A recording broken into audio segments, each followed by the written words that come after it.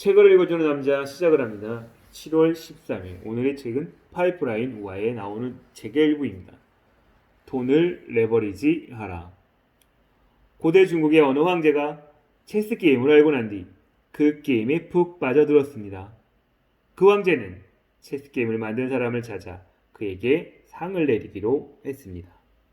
체스 게임을 만든 사람이 황제의 초청으로 궁궐에 가자 황제는 그에게 이렇게 말을 합니다. 그대의 소원을 한 가지 들어주겠노라. 무엇이든 말해보라. 폐하, 제 소원은 쌀 한 톨을 받는 것입니다. 아니, 고작 쌀 한 톨이란 말이냐? 황제가 깜짝 놀라 물었습니다. 그러자 그는 그렇습니다. 체스판 첫 번째 칸에 놓을 쌀 한 톨입니다. 그리고 두 번째 칸에는 두 톨을, 세 번째 칸에는 네 톨을 이렇게 배수로 전체 칸에 해당하는 쌀만 주시면 됩니다. 그러자 황제는 매우 기뻐하며 말했습니다. 좋다. 어서 가서 체스판을 가져오라. 궁궐에 있던 모든 사람이 체스판 곁으로 몰려들었고 궁궐의 부엌 살림을 책임지는 사람이 쌀 500g이 들어있는 봉투를 가져다 체스판을 만든 사람에게 건네주었습니다. 그러자 체스를 만든 사람이 껄껄 웃으며 이렇게 이야기를 합니다. 부엌에 가서 더 큰 봉투를 가져오는 것이 좋을 것이요. 그러자 모든 사람이 한바탕 웃음을 터뜨립니다. 그가 가볍게 농담을 하는 것으로 받아들였기 때문이죠. 체스를 만든 사람은 쌀을 체스판에 올려놓기 시작했고 황제가 말한 대로 쌀알의 개수를 배수로 해서 점점 늘려갔습니다. 곁에서 구경하던 사람들은 쌀알이 1, 2, 4, 8, 32, 64, 128돌로 늘어나면서 첫 번째 줄의 8칸을 모두 채우자 손가락으로 그것을 가리키며 킥킥거리기 시작했습니다. 그러나 쌀알이 둘째 줄 중간 정도에 이르자 그 웃음이 점점 사라지더니 어느 순간 사람들의 눈은 동그랗게 커져만 갔습니다.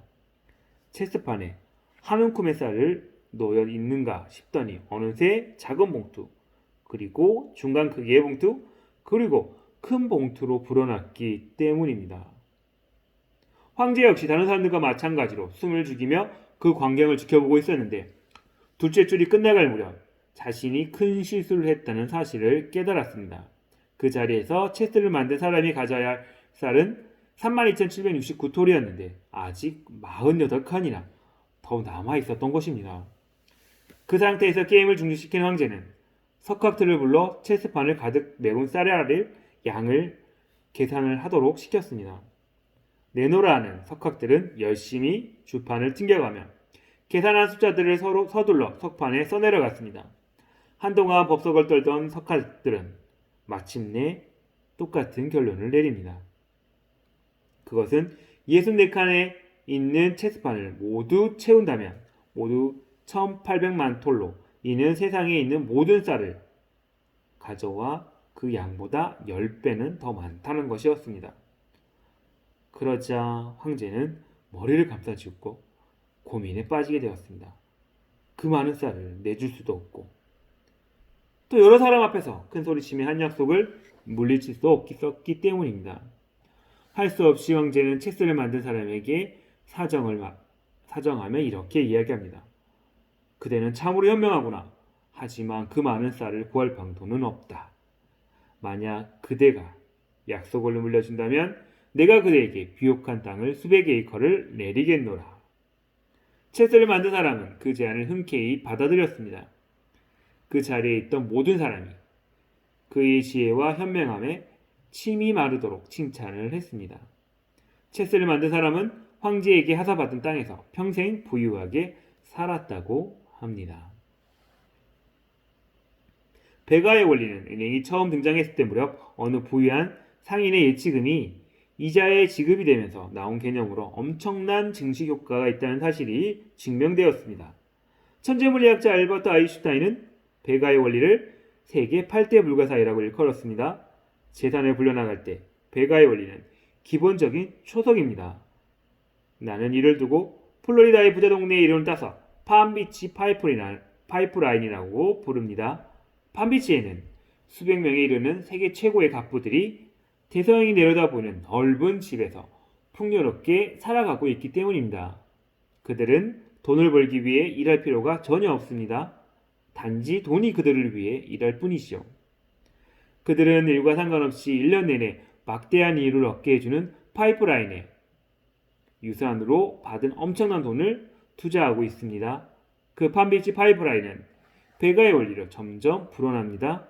이처럼 행운이 넘쳐 흘러 엄청난 유산을 상속받은 사람은 꼼짝하지 않아도 삶이 온갖 풍요를 마음껏 누릴 수가 있습니다. 더구나 그분은 계속해서 불어납니다. 이것은 한 손에 떡을 들고 다른 한 손에 든 떡을 맛있게 먹는 것과 같은 원리입니다. 그들이 어떻게 해서 더욱더 부자가 되는지는 이해하기 위해 72의 법칙을 살펴보도록 하겠습니다. 이것은 흔히 부자들의 법칙이라고 부르는데 세계 최고의 투자 중개인들은 자신의 부자 고객이 이 법칙에 따라 재산을 불려가는 개념을 가르칩니다. 사실 72의 법칙은 투자한 돈이 배가 되는데 몇 년이 걸리는지 계산하는 단순한 공식입니다. 다시 말해 72의 법칙은 이렇게 설명할 수 있습니다. 배가의 개념 또는 72의 법칙. 첫 번째, 투자액에 대한 연리를 정한다. 두 번째, 72를 이자율로 나눈다. 이 결과가 투자 금액이 2배로 증식하는 데 걸리는 시간의 기간이다. 예를 들어 어느 상속자가 연 10%가 나오는 주식에 10만 달러를 투자했다고 가정해 봅시다. 여기에 72의 법칙을 적용하면 다음과 같은 결과가 나옵니다. 첫 번째, 투자액 원금 10만 달러. 두 번째, 연 10%의 이자율. 세 번째, 71을 이자율 10으로 나누는 것. 이것은 7.2년. 수익 7.2년 후에는 10만 달러가 20만 달러로 늘어난다. 이런 개념입니다. 이 상속자가 이윤이나 원금을 전혀 사용하지 않으면 10만 달러는 7.2년 후에는 20만 달러가 14.4년 후에는 40만 달러가 그리고 21.6년 후에는 80만 달러가 되고 28.8년 후에는 무려 160만 달러로 불어나게 됩니다. 원금을 배로 증식시키면 파이프라인의 크기가 점점 커진다는 것이죠. 이처럼 배가의 원리를 지렛대 개념에 적용할 경우 100만 달러를 상속받은 사람은 왕족처럼 살고도 후손에게 더 많은 재산을 물려줄 수 있습니다. 이토록 놀라운 배가의 원리 덕분에 케네디, 두폰, 파이브스톤, 포드, 록펠러, KTG와는 수천 명의 상속자가 재산이 고갈되는 일도 없이 늘 사치스럽게 살아가고 있는 것입니다. 실제로 그들의 파이프라인은 계속해서 물이 흘러들기 때문에 아무리 시간이 흘러도 그들의 물탱크는 절대 마르지 않습니다. 유럽의 로스차일드 가문의 상속자들이 200년 이상 풍요로움을 누린 이유가 바로 여기에 있습니다. 평범한 사람도 얼마든지 배가의 원리를 이용해 파이프라인을 구축할 수가 있습니다. 앞서 보았듯 마거릿 오도넬 여사는 시골의 작은 학교 교사로 많지 않은 급여를 받았지만 주식에 투자해 수백만 달러를 벌어들였습니다. 그러나 평범한 사람들이 장기적인 파이프라인을 만들기 위해 돈을 내버리지 않은 방법은 무엇일까요? 마이클 설지는 아이들과 돈이라는 책자에서 그 해답을 알려주고 있습니다. 설지가 제시하는 원칙은 사람과 돈의 관계를 아주 쉽게 가르치고 있는데 그 원칙은 남녀노소 누구에게나 적용이 됩니다. 월스트리트 투자 중개인 출신인 설지는 간단한 시스템을 통해 자기 아이들이 용돈을 조금 더 책임감 있게 관리하도록 가르쳤습니다. 그는 모든 부모에게 다음과 같이 조언합니다. 3개의 플라스틱통을 준비해 하나에는 쓰기와 주기, 또 하나는 저축, 그리고 나머지는 투자라고 표기를 합니다. 그런 다음 용돈을 줄 때 아이들이 3가지 통에 돈을 똑같이 나눠 담게 합니다. 이때 쓰기와 주기 통은 자신에게 필요한 것을 구입하는 데 쓰는 돈입니다. 이는 주로 과자나 야구 카드 등 구입하는 데 돈이 들어가는데 이는 비교적 규모가 작은 지출입니다. 교회에 내는 헌금이나 자선단체 기부금도 여기에 해당이 됩니다. 저축통이 좀 더 큰 규모가 큰 지출인데 예를 들어서 CD나 비디오 게임기 같은 것이 여기에 속합니다. 투자통은 앞의 두 경우와 달리 지출하기에 넣어둔 돈이 아닙니다. 특히 설지는 투자통에 대해서 이렇게 강조를 합니다. 우리가 만약에 사태에 대비해 돈을 모아두지 않으면 빚을 질 위험이 높으므로 투자 부분은 무엇보다 중요하다라고요. 장기적인 투자 파이프를 고려하여 성인 역시 이 개념으로 돈을 관리할 필요가 있습니다. 하지만 아이들처럼 돈을 통에 넣는 대신 은행이나 증권계좌에 넣어야겠죠. 부자들이 하는 방식대로 돈을 레버리지 하려면 매달 정기적으로 투자해야 합니다. 그리고 그 돈을 절대로 찾아 쓰지 말고 배가의 원리를 따라 불어나도록 내버려 두어야 됩니다. 여러분이 파이프라인에 돈을 투자하는 가장 좋은 방법은 매달 수입 중에 얼마간의 돈을 파이프라인에 예치하는 것입니다. 우리는 부자 부모를 선택해서 태어나는 것은 분명히 아닙니다. 우리가 모두 백만장자의 부모 밑에서 태어났다면 애써 저축할 이유도 세금 공제에 신경 쓸 필요도 없습니다. 불행히도 대다수는 평범한 부모에게서 태어납니다. 더 중요한 것은 대부분의 백만장자가 상속을 받아 부자가 된 것은 아니라는 것입니다. 통계적으로 볼 때 백만장자 5명 중 4명은 자수성가를 한 것입니다. 그들이 록펠러나 케네디 가문 투자 전략처럼 부자가 되는 방법을 모방한 것뿐입니다. 다시 말해 자수성가한 백만장자들은 자신의 파이프라인을 만들기 위해 돈을 레버리지한 것입니다. 그러면 그들은 어떻게 돈을 레버리지했을까요? 그들은 앞에 나오는 3가지 통을 사용했습니다. 쉽게 말해 번 돈을 몽땅 쓰는 대신 수입 중 일부를 투자통에 넣고 시간이 흐를수록 그것이 배가의 원리로 불어나도록 한 것입니다. 백만장자는 대부분 자신이 버는 수익의 15에서 20%를 저축하고 미래를 위한 주식, 채권, 사업, 임대자산, 상업부동산 등 자산 증식 파이프라인에 현명하게 투자를 합니다.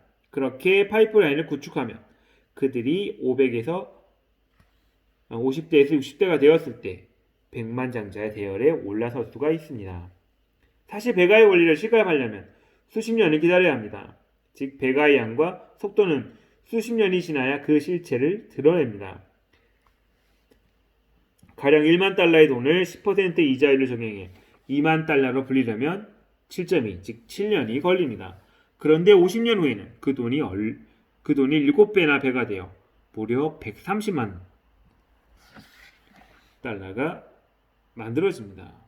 백만장자가 되면 그야말로 세상을 다 얻은 듯한 기분일 것입니다. 여러분도 그런 느낌을 맛볼 수가 있습니다. 그렇다고 해서 그 일이 복권이 당첨돼야만 가능한 것은 분명히 아닙니다.